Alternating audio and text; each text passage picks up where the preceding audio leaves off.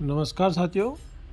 कई शिक्षक साथियों के सवाल आ रहे हैं कि 27 फरवरी से हमारी स्थानीय परीक्षाएं प्रारंभ हो रही है। उसके लिए जो है रिजल्ट शीट, जिसको आप सामान्य भाषा में बोलते हैं, वार्षिक परिणाम अभिलेख जो तैयार करना है माध्यमिक और प्राथमिक शालाओं के लिए, उसका प्रारूप क्या होगा। तो इस बार थोड़ा सा चेंज प्रारूप है। ये रिजल्ट शीट आपको इस बाज़ार में, मार्केट में मिल जाएगी।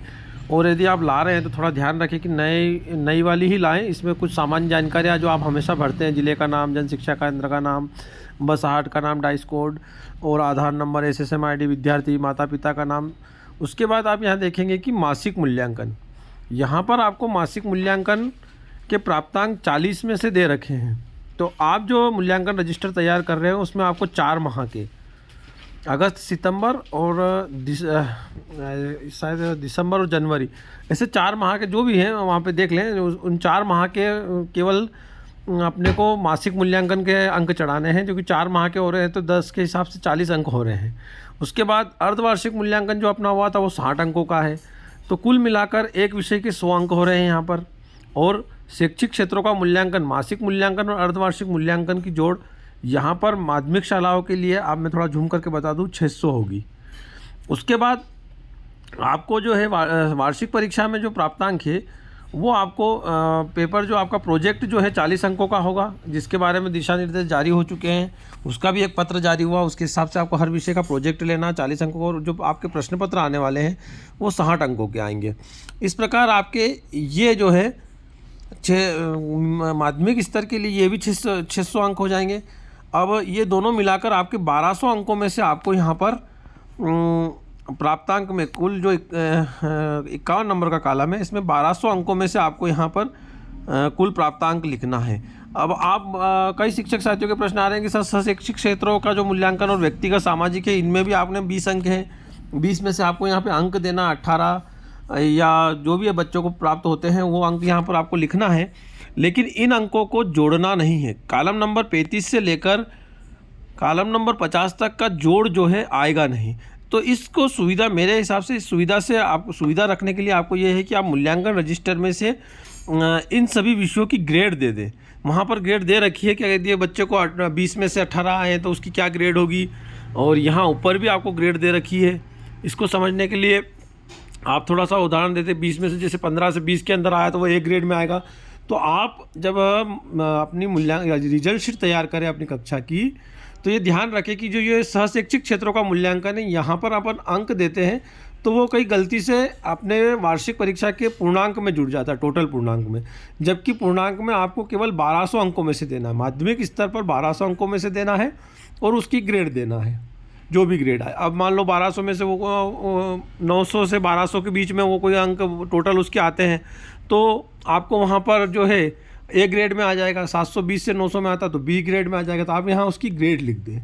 शिक्षक साथियों, मेरा एक अनुरोध है कि आप ग्रेड के नीचे, आप चाहें तो ग्रेड, जैसे आपने यहाँ पर A ग्रेड अंकित करी, और A ग्रेड के नीचे आप जो भी उसका परसेंटेज आ रहा है वो भी लिख दें। हालांकि आप सोचेंगे कि सर, इसमें परसेंटेज का कोई कॉलम नहीं है, फिर आप क्यों लिखा रहे हैं। तो ये एक रिजल्ट शीट ऐसी बना के आप अपने स्तर पर रख लें कि उसमें आप परसेंटेज लिख लें। क्योंकि जब वो कक्षा अपडेशन का कार्य अपन करते हैं शिक्षा पोर्टल पर, तो वहाँ पर बच्चे का परसेंटेज मांगते हैं। तो उस समय आपको सुविधा हो जाएगी, आप यही रिजल्ट शीट लेके बैठेंगे और वहाँ पर आपकी कक्षा अपडेशन जल्दी हो जाएगा। उसके बाद कुल शिक्षण दिवस जो भी आपके आते हैं, 200, 220 या 200 के ऊपर जो भी आते हैं, उसमें से बच्चे की कुल उपस्थिति क्या है वो भरना। सामान्य सी जानकारी है। ये प्रारूप आप अच्छे से देख ले कि आपको रिजल्ट शीट इस 23-24 के लिए ये में थोड़ा परिवर्तन है। इसमें यही परिवर्तन है कि मासिक मूल्यांकन के नंबर भी अपने को इसमें देना है। 4 मासिक मूल्यांकन हुए थे और आप जब मूल्यांकन रजिस्टर लें तो वो भी देखें। इसी प्रकार अपनी प्राथमिक प्राथमिक शालाओं के लिए भी वही सामान्य सी जानकारी आपको झूम करके मैं दिखा रहा हूँ। वही सामान्य सी जानकारी भरना है। जन शिक्षा केंद्र का नाम, बसाहट का नाम, डाइस कोड, कक्षा, Aadhaar number, SSM, SSM ID, scholar number, date of birth. और यहाँ पर भी आप देखिए मासिक मूल्यांकन, कक्षा चौथी का ये भरा जाएगा इसमें, और 5वीं का भी आपको भरना है। कई शिक्षक साथी बोल रहे हैं कि सर, हमको तो कक्षा 8वीं और 5वीं की तो मासिक मूल्यांकन तैयार नहीं करना। मासिक मूल्यांकन के आधार पर ही आपने पोर्टल पर इनके नंबर दर्ज करें। तो आपको यहाँ पर उन कक्षा चौथी का अगर आप ले रहे हैं तो चार माह के इनके मासिक मूल्यांकन के अंक और अर्धवार्षिक का जो आपका पेपर हुआ था वो 60 अंकों का लिखित हुआ था। तो इन दोनों को मिलाकर 100 अंक हो गए। अब चूँकि अब हमारी शालाओं में 4 विषय हैं तो 400 नंबर ये हो जाते हैं। और उसी प्रकार वार्षिक परीक्षा में देखेंगे तो लिखित आपने प्रोजेक्ट अभी तक ले ही लिया होगा जो कि 40 अंकों का है, और लिखित पेपर अभी जो है 4 विषयों के 60 अंकों का आएंगे। तो इस प्रकार ये पेपर भी आपके 100 अंकों का हो जाएगा। 400 अंक वार्षिक के हो जाएंगे, 400 अंक अपने अर्धवार्षिक और मासिक के हो जाएंगे। कुल मिलाकर आपको यहाँ पर उसी प्रकार 800 अंकों के योग में से कॉलम नंबर 47 में आपको ये क्रम लिखना है। यदि आप 20 अंकों में से यहाँ अंक देते हैं तो उनको आपको जोड़ना नहीं है। सुविधा के लिए आप दोनों ही लिख सकते हैं, ग्रेड भी लिख सकते हैं, अंक भी लिख सकते हैं। मेरा सुझाव है कि आप ग्रेड लिखें।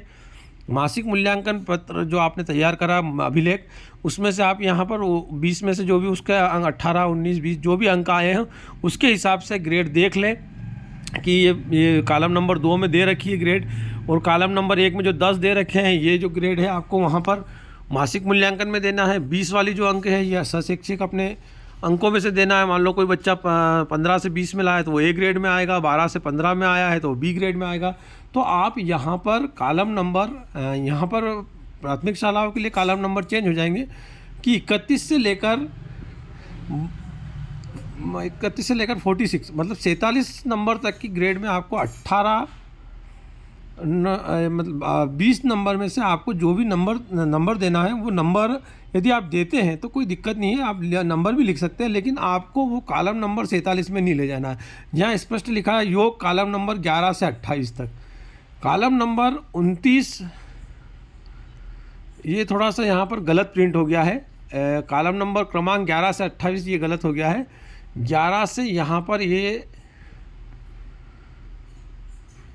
30 तक आएगा। 31 से लेकर आपको 46 तक यहाँ पर ये जो अंक है इसकी बजाय आप यहाँ अंकों की बजाय ग्रेड दें, जिससे आप कंफ्यूज ना हो और उसका परसेंटेज जो है सही से आ जाए। उसके बाद वही कुल शैक्षणिक दिवस और जो आपके बनते हैं और उसके बाद उपस्थिति। और मैं बता रहा हूँ कि यहाँ पर भी आप 800 में से ग्रेड देते हैं, तो जो कि प्राथमिक शाला की रिजल्ट शीट है उसमें 800 में से ग्रेड यहाँ स्पष्ट दे रखी है। यदि 800 में से ये जूम करके देख लीजिए आप, यदि बच्चा 600 से 800 के बीच में लाता तो ए ग्रेड में आएगा, 480 से 60 में आएगा तो बी ग्रेड में आएगा। तो सरल सी रिजल्ट शीट है, ज़्यादा इसमें परिवर्तन नहीं हुआ है। इस बार थोड़ा परिवर्तन तो हुआ है। तो ये कुल मासिक अंकों का दिया है, और यही वाली रिजल्ट शीट आप जो है बाज़ार से ख़रीदें और ख़रीदते समय ध्यान रखें ताकि आपको आपकी जो मेहनत है वेस्ट नहीं जाए, डबल से आपको ना लगे कि भाई हमने गलत ले ली और ये हो। तो आप यदि रिजल्ट शीट बाज़ार से ले रहे हैं तो ये शाला अभिलेख थोड़ा सा लेने से पहले उसको चेक कर ले कि ये नई वाली ही हमको प्रोवाइड की जा रही है। धन्यवाद। रिजल्ट शीट का PDF आप जो है वीडियो के डिस्क्रिप्शन बॉक्स में लगा हुआ है, PDF वहाँ से भी आप डाउनलोड कर सकते हैं, या फिर मोबाइल से मेरे को फ़ोन कर दे तो मैं आपको PDF इसका भेज दूँगा। धन्यवाद।